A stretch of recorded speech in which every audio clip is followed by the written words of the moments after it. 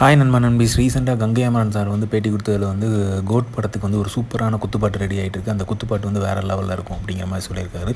So இந்த குத்துப்பாட்டில் தான் வந்து த்ரிஷா மேம் வரப்போகிறாங்க அப்படிங்கிற மாதிரியும் ஒரு டாக் போயிட்டுருக்கு.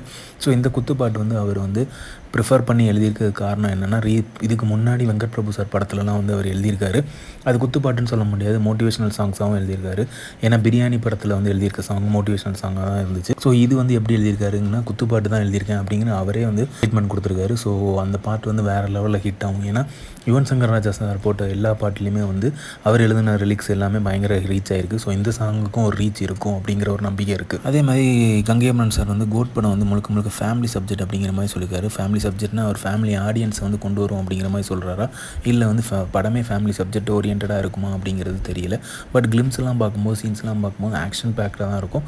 But in related to that கொஞ்சம் வந்து ஃபேமிலி சப்ஜெக்ட் வந்து உள்ளே இருக்கும் அப்படிங்கிற மாதிரி ஒரு தாட் இருக்குது. பட் எப்படிங்கிறது தெரியலை. ஸ்டேட்மெண்ட் வந்து கங்கை அமரன் சார் இப்படி சொல்லியிருக்காரு. இதுக்கு கொஞ்சம் ஆக்ஷன் பேக்டாகவும் கலந்து தான் இருக்கும் அப்படிங்கிறதுல நம்பிக்கை இருக்குது. எனக்கு கிளிம்ஸை பார்க்கும்போது அப்படி தான் தோணுது.